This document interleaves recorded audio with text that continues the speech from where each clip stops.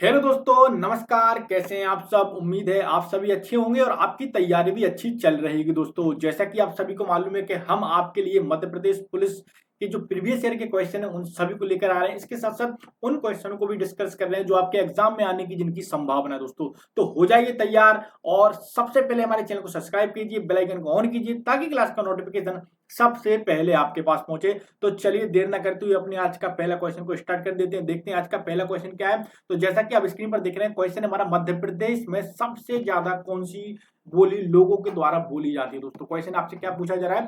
Question आपसे पूछा जा रहा है कि मध्य प्रदेश में सबसे ज्यादा कौन सी बोली लोगों के द्वारा बोली जाती है। अच्छा क्वेश्चन है, याद रखिए ऐसे क्वेश्चन आपके एग्जाम में आते हैं। तो सबसे ए ऑप्शन हो जाएगा हमारा बुंदेली, बी ऑप्शन हो जाएगा हमारा बघेली, सी ऑप्शन हो जाएगा हमारा निमाड़ी और डी हो जाएगा हमारा मालवी। तो यहाँ पर देखिए मध्य प्रदेश में जो सबसे ज्यादा बोली बोली जाती है वो कौन सी बोली जाती है? तो हमारी बुंदेली बोली जाती है। कौन सी बोली जाती है? बुंदेली बोली बोली जाती है। देखिए याद रखिए इसका जो राइट आंसर क्या हो जाएगा? ऑप्शन नंबर ए हो जाएगा। बुंदेली बोली बुंदेलखंड के हिस्से में बोली जाती है। कहां पर बोली जाती है?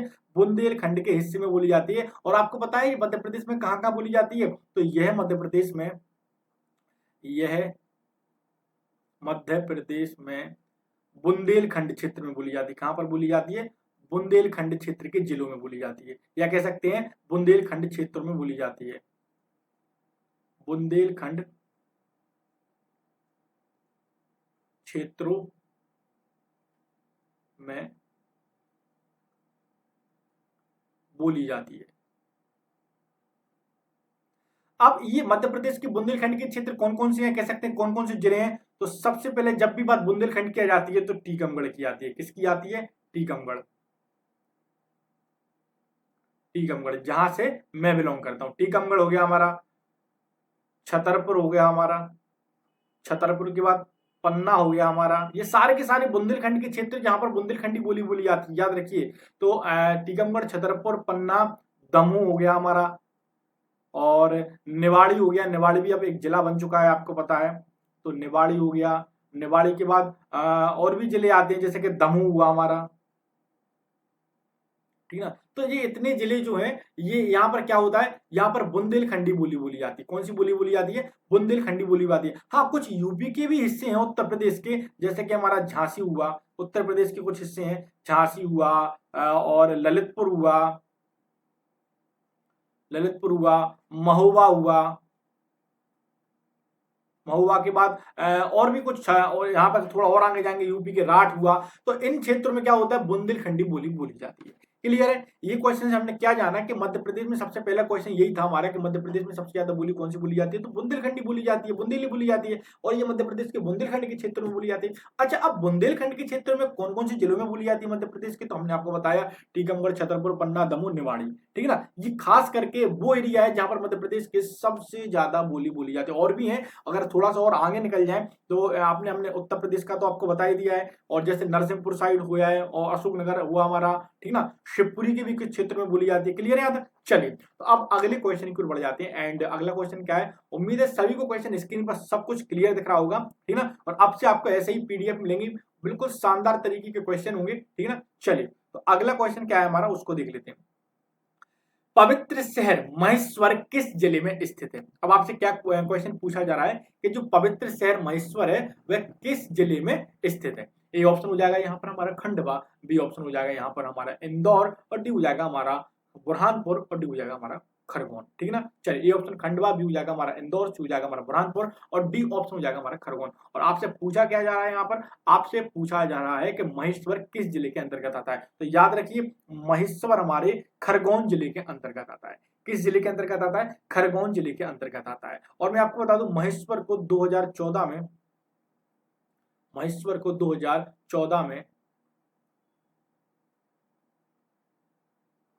पवित्र शहर घोषित कर दिया गया था। पवित्र शहर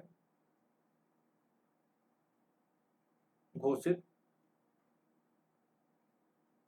कर दिया गया था। और आपको बता दें, जो खरगोन है ये नर्मदा नदी के किनारे बसा हुआ है। नर्मदा नदी के किनारे बसा हुआ है। क्लियर है यहाँ तक? तो मैंने आपको क्या बताया, जो पवित्र शहर महेश्वर में किस जिले में आता है, खरगोन जिले में आता है। 2014 में इसको पवित्र शहर घोषित कर दिया गया था और ये नर्मदा नदी के किनारे बसा हुआ है। इतना क्लियर है? एनी डाउट्स यहाँ तक किसी को? अच्छा, अब एक और उसमें ऑप्शन था खंडवा। खंडवा के अंतर्गत क्या आ जाता है? तो ओमकारेश्वर आ जाता है। क्या आ जाता है? ओमकारेश्वर आ जाता है। ये किसके अंतर्गत आता है? ये भी हमारा खंडवा जिले के अंतर्गत आता है, ठीक ना। और ये हमारा खरगोन जिले के अंतर्गत आता है, क्या, महेश्वर। क्लियर है? एनी डाउट्स किसी को? चलिए, अगर आपके मन में इन क्वेश्चनों को लेकर कोई भी डाउट्स हो, कोई भी कंफ्यूजन हो, तो आप बेफिक्र होकर हमको कमेंट बॉक्स में कमेंट कर सकते हैं। हम आपके हर एक क्वेश्चन का आंसर देने की कोशिश करेंगे। और अगर आप लोगों ने ऐसे ही हमको प्यार दिया, सपोर्ट किया, तो संडे को हम आपके लिए डाउट क्लासेस लेकर आएंगे। जो भी आपके मन में क्वेश्चन होंगे, डाउट्स होंगे, उन सभी को क्लियर कराएंगे, ठीक है ना। चलिए, 18वें नंबर के क्वेश्चन देख लेते हैं। 18वें नंबर का क्वेश्चन क्या है? मध्य प्रदेश का कौन सा जिला शहद का सबसे बड़ा उत्पादक है? हालांकि ये क्वेश्चन अभी तक नहीं आया है और इसके आने की संभावना बनती है, इसलिए मैंने इस क्वेश्चन को इंक्लूड किया यहाँ पर। तो आपसे क्वेश्चन क्या पूछा जाए आपसे? मध्य प्रदेश का कौन सा जिला शहद का सबसे बड़ा उत्पादक है? ये ऑप्शन हो जाएगा यहाँ पर हमारा। यहाँ पर सबसे एक चीज और है, मोरेना नहीं, अब मुरैना लिखना था, थोड़ी सी टाइपिंग की वजह से मिस्टेक हुई, मुरैना, ठीक है ना। ए ऑप्शन हो जाएगा मुरैना, बी हो जाएगा छतरपुर, सी हो जाएगा हमारा शिवपुरी और डी हो जाएगा हमारा होशंगाबाद। तो यहाँ पर हमको क्या बताना था? यहाँ पर हमको बताना था मध्य प्रदेश का कौन सा जिला शहद का सबसे बड़ा उत्पादक है। तो इसका राइट आंसर क्या हो जाएगा? ऑप्शन नंबर ए हो जाएगा। मुरैना जो जिला है वह शहद का सबसे बड़ा उत्पादक जिला है, ठीक है ना। क्लियर? मध्य प्रदेश का। अब अगले क्वेश्चन को ले चलते हैं एंड अगला क्वेश्चन क्या है, जल्दी से उसको भी देख लेते हैं। क्वेश्चन हो जाएगा यहाँ पर हमारा, मध्य प्रदेश की कौन सी जनजाति साज वृक्ष और बुरहा देव की शराब और मुर्गे की पूजा करती है? ये क्वेश्चन एग्जाम में आ चुके हैं। याद रखिए, उन्हीं क्वेश्चन को ज्यादातर हम आपको फोर्स करेंगे, समझाने की कोशिश करेंगे जो आपके एग्जाम में आ चुके हैं। क्लियर है यहाँ तक? एनी क्वेश्चन किसी को? चलिए, तो मैं आपको क्या बता रहा था, मैं आपको बता रहा था कि मध्य प्रदेश की कौन सी जनजाति है जो साज वृक्ष और बुरहा देव की शराब और मुर्गे की पूजा करती है। ए ऑप्शन हो जाएगा यहाँ पर हमारा बैगा जनजाति, बी ऑप्शन हो जाएगा हमारे यहाँ पर भील जनजाति, सी ऑप्शन हो जाएगा हमारा कोल और डी हो जाएगा हमारा कोरकू, ठीक है ना। चलिए, तो यहाँ पर देखिए, इसका जो राइट आंसर हो जाएगा, सबसे पहले मैं आपको वो बता दूं, तो इसका राइट आंसर हो जाएगा option number A is the right answer. क्या हो जाएगा? Option number A is the right answer. Baiga जनजाति जो है वह साज वृक्ष और बुरा देव की शराब और मुर्गे की पूजा करती है। क्लियर है? अब मैं आपको बता दूं, अब जो बुरा देव की जनजाति की जो प्रमुख देवता है, ठीक है ना, क्या है? बूढ़ा देव बैगा जनजाति के प्रमुख देवता है। किसकी बात है? यहाँ पर एक पॉइंट लिख देता हूं ताकि आपको क्लियर दिखाई दे।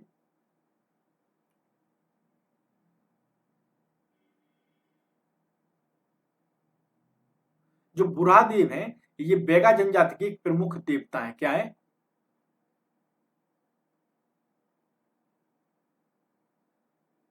बैगा जनजाति के प्रमुख देवता है। क्लियर है? अब ठाकुर देव, दूल्हा देव, अन्य देवता है इनके कौन कौन से और भी नाम आ जाते हैं कभी कभी, तो जिसमें नाम आ जाता है ठाकुर देव, ठाकुर देव हुआ और दूल्हा देव हुआ,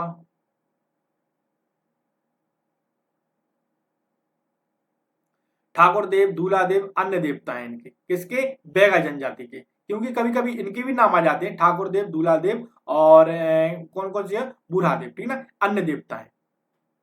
थोड़ा सा विस्तार से इसलिए समझा रहा हूं, मेरी आदत है, मैं चाहता हूं कि अगर आप, मैंने आपको एमसीक्यू क्वेश्चन दिया है तो अब उसका आंसर तो आपको पता है, पर क्यों है, कैसे है, ये भी तो जानना जरूरी है। जरूरी नहीं है ये क्वेश्चन रिपीट हो जाए, सेम टू सेम यही आ जाए, क्या पता आपसे इस और कोई नाम से पूछ लें और कुछ इस क्वेश्चन को लैंग्वेज चेंज करके पूछ लें, इसलिए मैं आपको बहुत ही ज्यादा विस्तार से बता दूं, अन्य देवता है।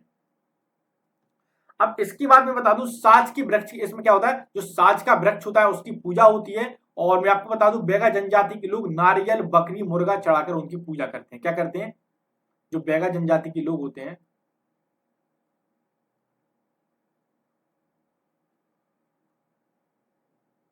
बैगा जनजाति के लोग नारियल,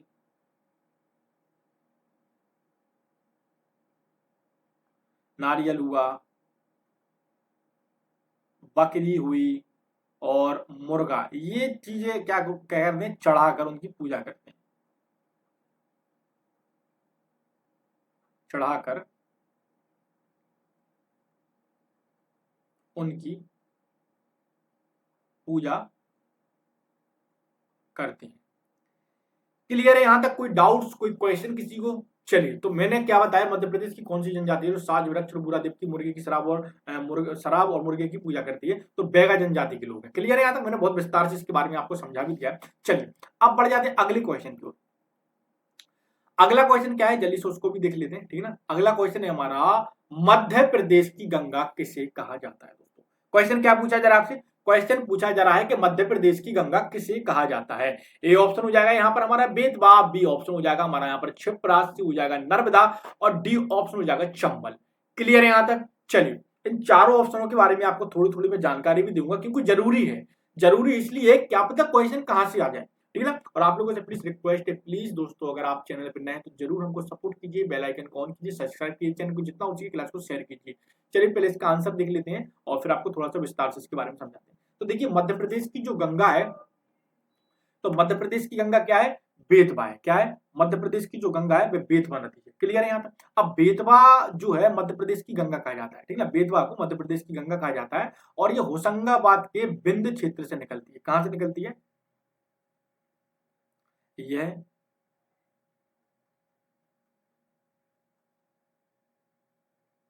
होशंगाबाद के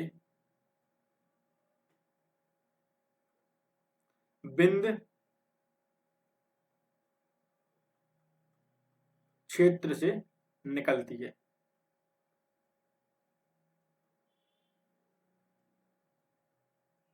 बिंद क्षेत्र से निकलती है और मालवा से ओरछा तक बहती है। कहां से? यह मालवा से ओरछा तक बहती है।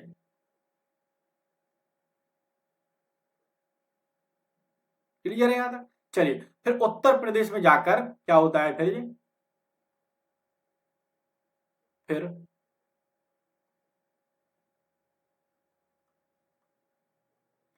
उत्तर प्रदेश में जाकर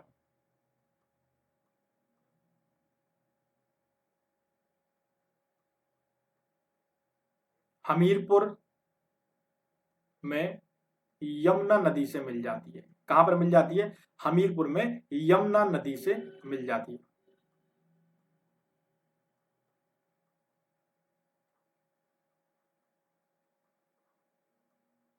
अच्छा, एक चीज जो मैं आपको बता दूं कि मध्य प्रदेश की गंगा बेतवा नदी को कहा जाता है।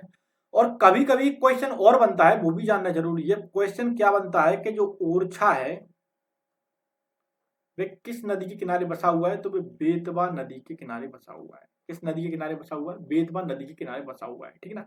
एक क्वेश्चन तो ये आता है और दूसरा क्वेश्चन ये आता है कि बताइए उज्जैन किस नदी के किनारे बसा हुआ है? तो उज्जैन क्षिप्रा नदी के किनारे बसा हुआ है। किस नदी के किनारे बसा हुआ है? उज्जैन क्षिप्रा नदी के किनारे बसा हुआ है। दो क्वेश्चन हो गए, तो ये भी मैंने आपको बता दिया, बेतवा बता दिया, क्षिप्रा बता दिया। नर्मदा मध्य प्रदेश की सबसे बड़ी नदी है। नर्मदा नदी मध्य प्रदेश की सबसे बड़ी नदी है। मध्य प्रदेश की सबसे बड़ी नदी, सबसे बड़ी नदी, ठीक है ना। और दूसरे नंबर की अगर बात करें किसकी, जो आपको नर्मदा बता, अब बता चंबल। चंबल मध्य प्रदेश की दूसरी सबसे बड़ी नदी है। दूसरी सबसे बड़ी नदी है, ठीक है ना। चलिए, तो कंफ्यूज मत होना, मैं आपको बता देता हूं। क्वेश्चन मैंने क्या बताया था आपको? क्वेश्चन पूछा था मैंने, मध्य प्रदेश की गंगा किसे कहा जाता है? तो देखिए, मध्य प्रदेश की गंगा किसे कहा जाता है? तो आप बेतवा को कहा जाता है, ये तो क्लियर हो गया। बेतवा निकलती कहां से? तो ये होशंगाबाद के बिंद क्षेत्र से निकलती हुई मालवा से ओरछा तक बहती है। ओरछा कहां आता है? निवाड़ी जिले के अंतर्गत आने लगा जब से टीकमगढ़ से निवाड़ी अलग हुआ है। अब इतना क्लियर हो गया। इसका फिर जो उत्तर प्रदेश में जाकर हमीरपुर में नर्मदा नदी से मिल जाती है, ये तो क्लियर हो गया इसका पूरा फैक्ट। इसके बाद एक क्वेश्चन और पूछा जाता था कि बताइए ओरछा किस नदी के किनारे बसा हुआ है? तो ओरछा हमारा बेतवा नदी के किनारे बसा हुआ है। एक और क्वेश्चन पूछा जाता था कि बताइए उज्जैन किस नदी के किनारे बसा हुआ है? तो उज्जैन क्षिप्रा नदी के किनारे बसा हुआ है। एक और क्वेश्चन पूछा जाता था कि मध्य प्रदेश की सबसे बड़ी नदी कौन सी है? तो मैंने आपको बताया मध्य प्रदेश की सबसे बड़ी नदी हमारी नर्मदा नदी है। फिर मैंने एक और क्वेश्चन आपको बताया, मध्य प्रदेश की सबसे दूसरे नंबर की सबसे बड़ी नदी कौन सी है? कह सकते हैं मध्य प्रदेश की दूसरी सबसे बड़ी नदी कौन सी है? तो चंबल नदी है। मध्य प्रदेश की सबसे बड़ी नदी कौन सी है? तो नर्मदा नदी है। क्लियर है? सारा का सारा मैंने आपको क्लियर करके समझा दिया। एनी क्वेश्चन, एनी डाउट्स किसी को यहाँ तक? और मुझे तो नहीं लगता किसी को कोई क्वेश्चन होगा इतने में। चलिए अब अगले क्वेश्चन की ओर बढ़ जाते हैं। एंड अगला क्वेश्चन क्या है, जल्दी से उसको देख लें। हर क्वेश्चन को हम वैसे ही जानेंगे, क्योंकि डाउट्स मन में बिल्कुल भी नहीं रहना चाहिए, क्योंकि क्वेश्चन कहां से आ जाए, कब आ जाए, कुछ नहीं कह सकते, ठीक है ना। चलिए अगला क्वेश्चन हमारा 21वें नंबर का, Shri Singaji thermal power project किस जिले में? दोस्तों क्वेश्चन क्या पूछा जा रहा है? क्वेश्चन पूछा जा रहा है कि Shri Singaji thermal power project किस जिले में? ए ऑप्शन हो जाएगा यहाँ पर हमारा खंडवा, बी ऑप्शन हो जाएगा यहाँ पर हमारा शिवपुरी, सी हो जाएगा उज्जैन, और डी हो जाएगा इनमें से कोई नहीं। तो देखिए Shri Singaji thermal power project किस जिले के अंतर्गत आता है? तो याद रखिए ये खंडवा जिले के अंतर्गत आता है। Option number A is the right answer. तो देखिए Shri Singaji thermal power project है, ये हमारा खंडवा जिले के अंतर्गत आता है। और याद रखिए Madhya Pradesh power generating company limited के स्वामित्व में ये चलता है।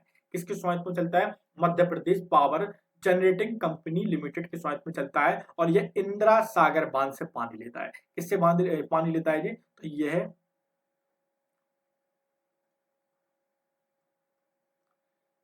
इंदिरा सागर बांध से पानी लेता है।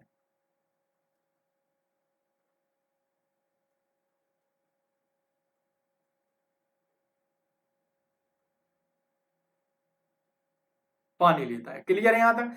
अब यह 600 मेगावाट का बिजली उत्पादन करता है। क्या करता है जी? 600 मेगावाट की बिजली का उत्पादन करता है, विद्युत का उत्पादन करता है। यहां पर लिख देता हूं, ये 600 मेगावाट विद्युत उत्पन्न करता है, यानी बनाता है। अब एक और इसमें महत्वपूर्ण बात जानने वाली क्या है, जो मैं आपको बताना चाह रहा था, वो ये है कि इसका उद्घाटन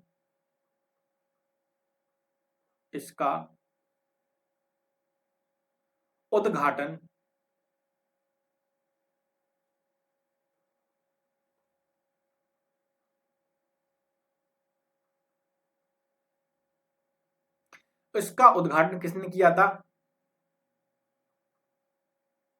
प्रधानमंत्री, वर्तमान समय के प्रधानमंत्री नरेंद्र मोदी ने मार्च 2015 में किया था।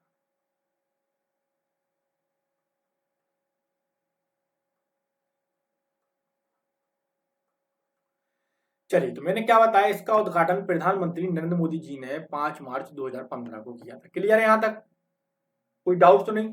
चलिए तो Shri Singaji thermal power project किस जिले के अंतर्गत आता है? तो ये हमारा जो आता है ये दोस्तों हमारा खंडवा जिले के अंतर्गत आता है। और इंदिरा सागर बांध से जो पानी लेता है, 600 मेगावाट का विद्युत का उत्पादन करने के साथ साथ इसका उद्घाटन श्री प्रधानमंत्री नरेंद्र मोदी जी ने 5 मार्च 2015 को किया था। क्लियर है यहाँ तक? एनी क्वेश्चन, कोई डाउट्स नहीं? कोई भी डाउट्स हो, कुछ भी कंफ्यूजन हो, बेफिक्र होकर आप कमेंट बॉक्स में कमेंट कर सकते हैं। हम आपके हर एक क्वेश्चन का आंसर देने की कोशिश करेंगे। चलिए बढ़ते हैं अपने अगले क्वेश्चन की ओर। चलिए और मैं आपको जैसा कि बताना चाहता हूं, मैं फिर से हर क्लास में आपको बता रहा हूं, बार बार मैं बताना चाहता हूं कि सुबह 8 बजे हमारी सबसे पहली क्लास होती है मैथ स्पेशल, जो कि राम सर लेते हैं। इसके बाद 11 बजे की एक और स्पेशल क्लास आने लगी है, जिसमें रीजनिंग की ट्रिक्स बताई जाती हैं। याद रखिए एमपी पुलिस के लिए महत्वपूर्ण क्लासेस हैं, दीपक सर लेते हैं। इसके बाद शाम 5 बजे एमपी जी के स्पेशल, जो कि मैं मोहसिन सर आपके साथ अभी जुड़ा हूं, ठीक है। इसके बाद शाम 7 बजे साइंस की क्लास एक और नए पैटर्न, एक और नए कंटेंट के साथ शुरू होने जा रही है। और आज की जो शाम की क्लास है 7 बजे, उसको आप देखना मत भूलिए, क्योंकि आज कुछ खास होने वाला है उसमें, ठीक है ना। चलिए तो देखते हैं अपने 22वें नंबर का क्वेश्चन क्या कहता है, उसको जान लेते हैं। क्वेश्चन कहता है हमारा यहाँ पर कि मध्य प्रदेश के कौन से 2 पक्षी उनके खतरे होने के कारण बहुत सुरक्षित में है, ठीक है ना। हालांकि जो क्वेश्चन थोड़ा सा पुराना है, लेकिन इनकी आने की संभावना बन जाती है। चलिए तो आपको बता देते हैं, डायरेक्ट टिक करा देते हैं। ए ऑप्शन हो जाएगा हमारा खरमोर और सोन, ए ऑप्शन हो जाएगा हमारा सोन और खरमोर पक्षी, बी हो जाएगा हमारा खरमोर और दूधराज, सी हो जाएगा हमारा दूधराज और सोन, और डी हो जाएगा इनमें से कोई नहीं। यहाँ पर देखिए इसका जो राइट आंसर हो जाएगा वो क्या जाएगा, option number A is the right answer. सोन और खरमोर पक्षी is the right answer. Clear है? ए ऑप्शन हमारा बिल्कुल सही हो जाएगा। चलिए अब बढ़ जाते हैं अगले क्वेश्चन की ओर। और हमारा जो 23वें नंबर का क्वेश्चन है, जल्दी से उसको भी जान लेते हैं, क्योंकि हर क्वेश्चन को डिटेल्स में इसलिए जान रहे हैं क्योंकि क्वेश्चन का लेवल क्या है, कहां से क्वेश्चन आ जाए, क्या उसकी लैंग्वेज चेंज होकर आ जाए, इसलिए हमें हर एक क्वेश्चन को विस्तार से जानते हैं। चलिए तो देखिए शरद जोशी अवार्ड किस क्षेत्र में दिया जाता है? क्वेश्चन क्या पूछा जा रहा है आपसे? क्वेश्चन पूछा जा रहा है कि शरद जोशी अवार्ड किस क्षेत्र में दिया जाता है। ए ऑप्शन हो जाएगा हमारा यहाँ पर पत्रकारिता, बी ऑप्शन हो जाएगा फिल्म, सी हो जाएगा यहाँ पर हमारा रिपोर्ट लिखना और व्यंग्य, और डी ऑप्शन हो जाएगा हमारा कविता। चलिए, तो यहाँ पर देखिए सबसे पहले इसका राइट आंसर मैं आपको बता दूं कि जो शरद जोशी जो अवार्ड दिया जाता है, जो पुरस्कार दिया जाता है, वे व्यंग और रिपोर्ट लिखने में दिया जाता है। किस में दिया जाता है? वो रिपोर्ट लिखने में और व्यंग में दिया जाता है। C option is the right answer. चलिए, इसके बारे में भी थोड़ा सा जानना जरूरी है, क्योंकि हर एक क्वेश्चन को हम जान रहे हैं कि क्वेश्चन का लेवल क्या है, कहां से क्वेश्चन पूछ सकते हैं। तो देखिए, शरद जोशी अवार्ड जो रिपोर्ट लेखन और हिंदी व्यंग के क्षेत्र में दिया जाता है, इसकी शुरुआत कब हुई थी? चलिए, तो इसकी शुरुआत लगभग 1992 और 93 में, यानी 1992 से 1993 के बीच हुई थी। और इसके साथ, इस पुरस्कार के साथ साथ 1 लाख रुपए की राशि भी दी जाती है।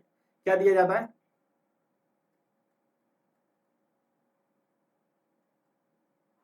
पुरस्कार के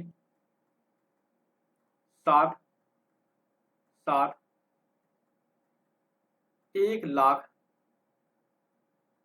रुपए की राशि भी दी जाती है। क्या बात है।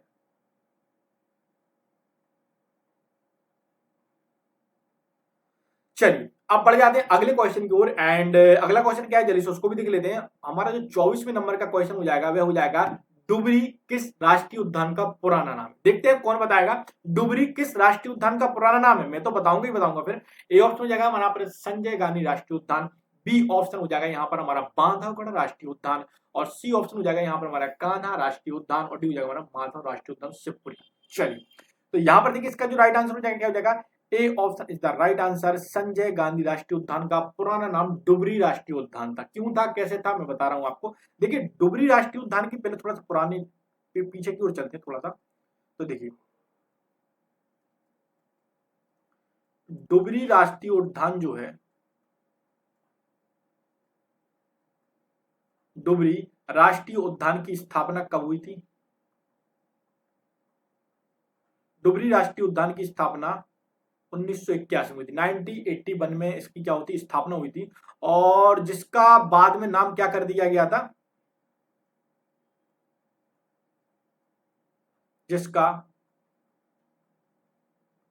बाद में नाम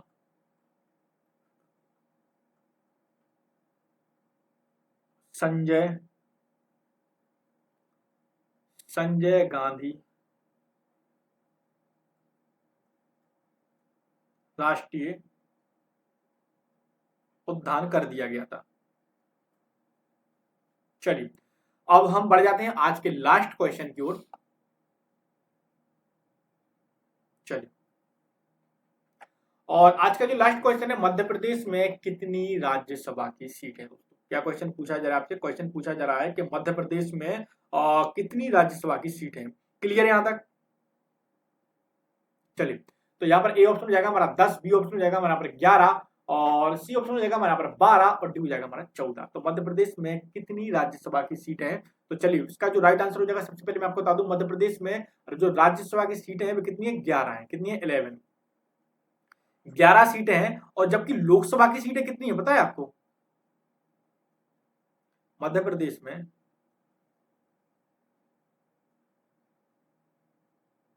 जो लोकसभा की सीटें हैं कितनी है? 29 है। कितनी है? 29 है। क्लियर है? तो मध्य प्रदेश में लोकसभा की सीटें हैं 29, और मध्य प्रदेश में राज्यसभा की सीटें कितनी हो गई है हमारे यहाँ पर?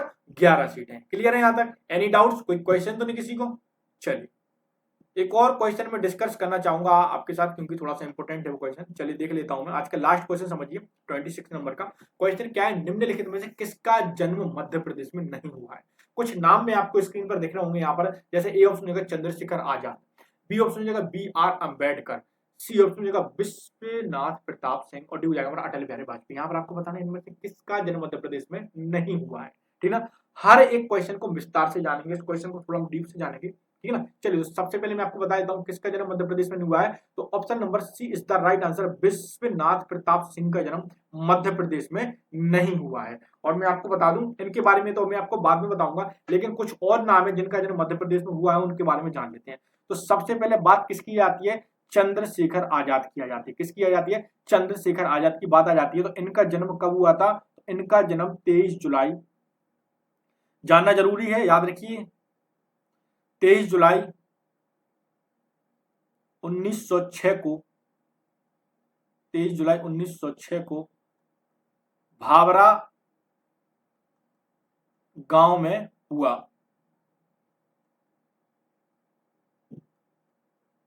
ठीक है ना। जो वर्तमान समय में किस जिले के अंतर्गत आता है, जो हमारा अलीराजपुर जिले के अंतर्गत आता है। किस जिले में आता है, जो वर्तमान में अलीराजपुर जिले के अंतर्गत आता है। मैं यहां पर लिखता हूं, सबको दिख रहा होगा, अलीराजपुर जिले के अंतर्गत आता है, मैंने बता दिया। अब बात किस की जाती है, बी आर अम्बेडकर की जाती है। तो अम्बेडकर जी का जन्म कब हुआ था, तो 14 अप्रैल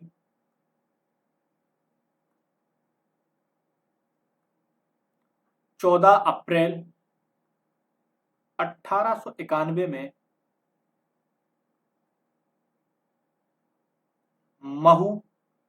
महू में हुआ था। कहां पर हुआ था, महू में हुआ था।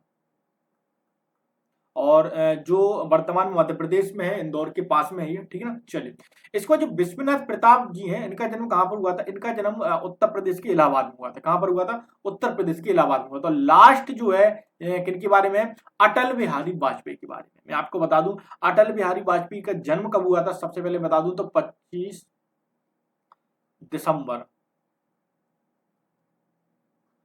दिसंबर 1924 को कहां पर हुआ था, ग्वालियर में हुआ था। ठीक ना। तो 25 दिसंबर 1924 को ग्वालियर में हुआ था। और